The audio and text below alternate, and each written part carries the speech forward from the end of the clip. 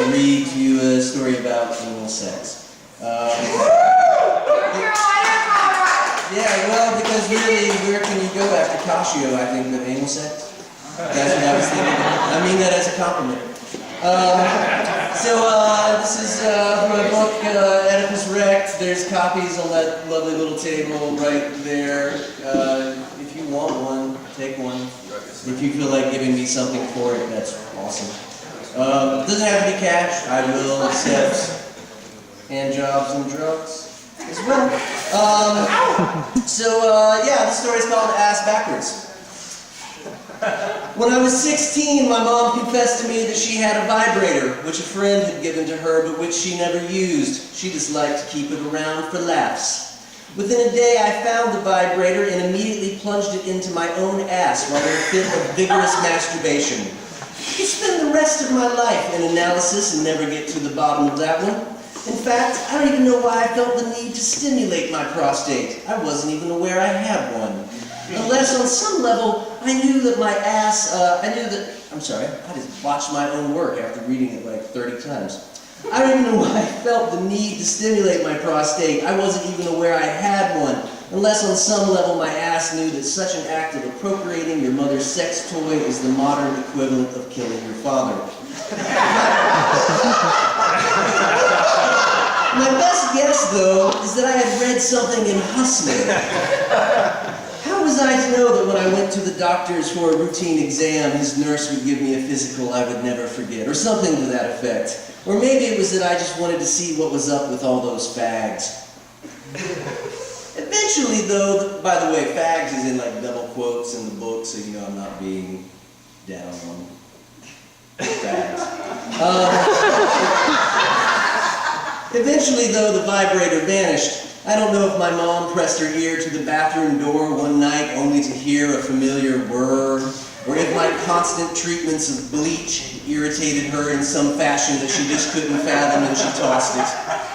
Either way, such a loss led me to desperate measures involving cucumbers, a broom handle, a fire poker, just a handle, and in an incident I refer to simply as the Chiquita affair, a banana that broke off inside me. I nearly killed myself straining to get that one out as quickly as possible, and let me tell you, there's nothing more fucked up than shitting a banana. However, this was just my ass. I couldn't get over the fact that I was potentially a freak and possibly violating some serious biblical code. I mean, Jews can't eat pork. Surely anal delights are way higher up on the list of taboos. When I walked by people in my small town, I tried to imagine them pillaging their rectums with a variety of implements, usually garden tools, and I just couldn't do it. And somehow, when they looked back at me, I felt they knew an ice cream scooper had once protruded from my posterior.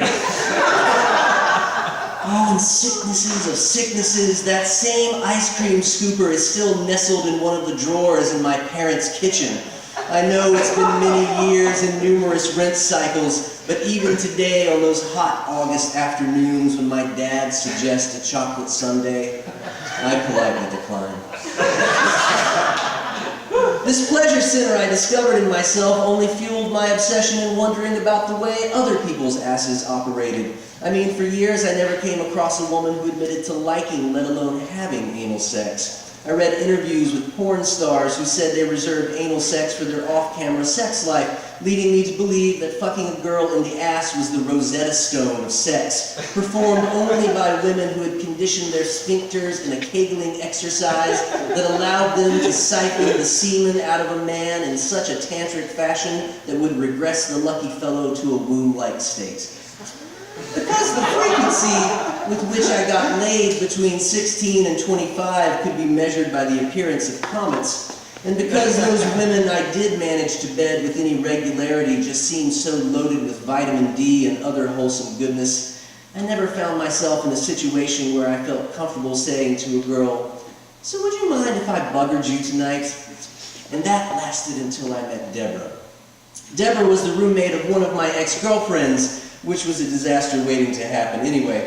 We were lying in bed in post-coital bliss when I mustered the courage to ask her if she wanted to try anal. Sure.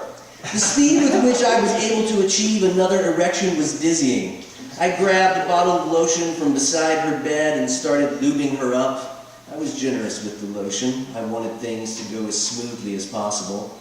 She moaned softly as I slid my finger in her ass, then two, and I thought that things had been loosened up enough. She slid a pillow under her belly and spread her legs as I got in between them, rubbing the head of my cock up and down the crack of her ass, and then sliding it in.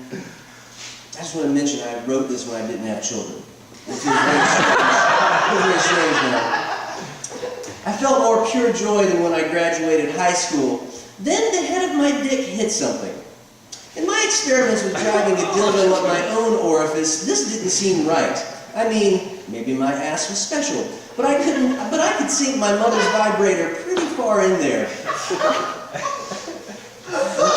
My kids are going to read this someday. I'm just trying to think how I'm going to explain it. I pulled out a little, then pushed in again. Deborah was moaning like a real champion. Things couldn't be going better. Except that my dick hit something again.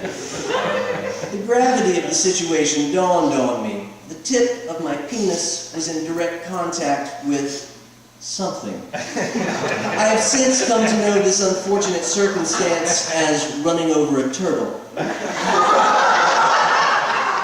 I immediately withdrew and leapt off the bed. I have to go to the bathroom, I said, and blazed a trail to the shower, haunted by thoughts of hepatitis, bacterial infections, gangrene. I didn't even wait for the water to get warm. I jumped in the shower and held my dick, which had shrunk considerably, under one of the streams of water, and then held the pee hole open so it could be thoroughly rinsed. I jumped back out of the shower, found some Q-tips, got back in, and lathered one of the Q-tips with soap and jammed it up my dick. For 3 days I couldn't pee without tears welling in my eyes. Mid-urethra swab, Deborah pulled back the shower curtain. What kind of a fucking freak are you? Had it not been for the fact that a Q-tip was dangling from the end of my penis, I might have had an answer for that. Instead, I said, "What are you doing in here?" "I've got to take a shit." I closed the shower curtain and put my head under the water, desperately trying not to listen as she shamelessly used the facilities a mere 3 feet away. While I stood there, praying that my fecal encounter wouldn't lead to a hospital visit, I could swear I heard something like a grunt. I had lived my whole life in denial of the fact that women even had the capability of farting. Reality as I understood it was crumbling. It occurred to me that Deborah and I probably weren't going to work out. After that night, I didn't give much thought to any sort of anal adventures. I spent the next year or two cautioning other men against such transgressions, telling them in excruciating detail my saga of coming head to head with the dreaded turtle.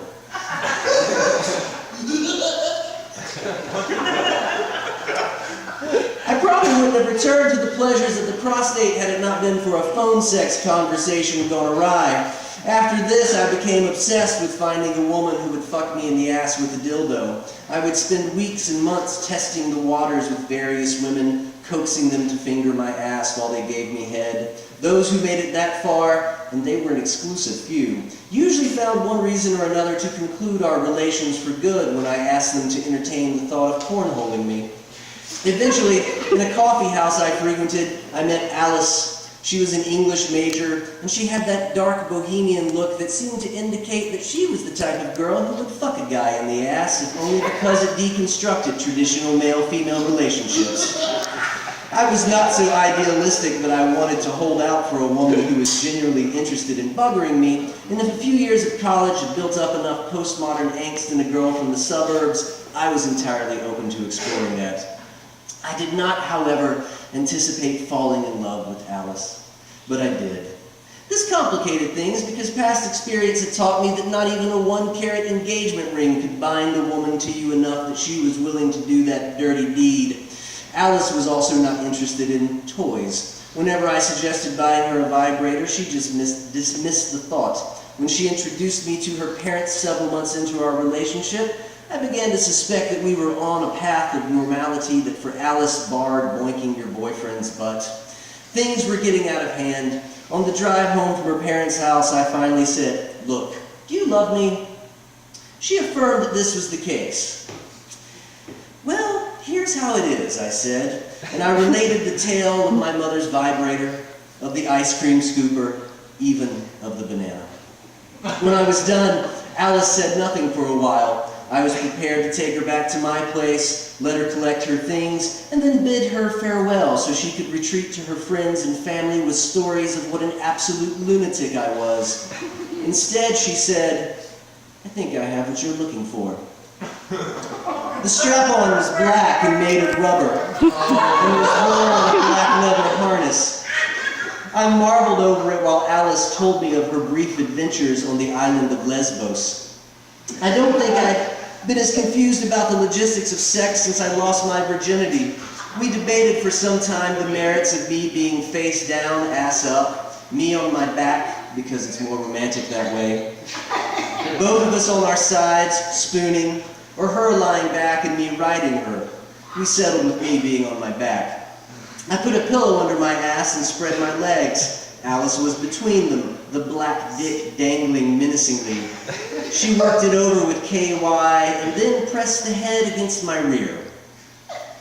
One forgets certain things when fantasizing, most notably that you are in complete control of a fantasy.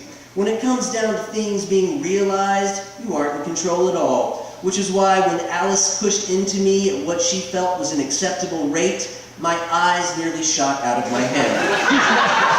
My own forays into my most forbidden of places had always been slow and gentle, and when I had relaxed a bit, then I would speed things up. Years of exposure to overeager high school boys and drunken fraternity pledges, perhaps even exposure to me, had left Alice with the idea that one entered another with all the gusto of the light brigade galloping into the valley of death. I began a hasty retreat up the bed, but she stayed with me, and the rubber cock, which had appeared only slightly larger than my own member, was now an impossibly massive object lodged in my ass. "Stop! Slow down!" I breathed. Alice, who never spoke during our lovemaking, said, "You like it like this? You like this cock?" I was mortified, if not because it felt like I had a softball in my butt, but because I felt things had turned ugly, and that any second now I would be compelled to put my best Ned Beatty impersonation on. I managed to say, "No!" I wanted to say more, but Alice was going after me with rape-like intensity. I remember thinking something to the effect of, "But she's a woman. Doesn't she understand that no means no?" Apparently she did not, which is why I drew my left leg back and kicked her in the head. I did not offer an explanation, but instead fled once again to the shower, where all these things seemed to end up. I sat on the fiberglass floor of the shower and let the water cruise between my sore cheeks. I considered checking to see if I was bleeding, but I didn't really want to know. I didn't want this to finally be the time that my interest in the forbidden zone landed me in the emergency room. Alice drew back the shower curtain with unrestrained authority. "Do you want it or not?" The cock waggled in my face as she spoke. Before I could answer, she said, "I mean, Jesus, Keck, it wasn't even all the way in yet." My voice rose 2 octaves. "Not all the way in? What are you talking about?" "I don't know," she said. "It felt like I hit something." I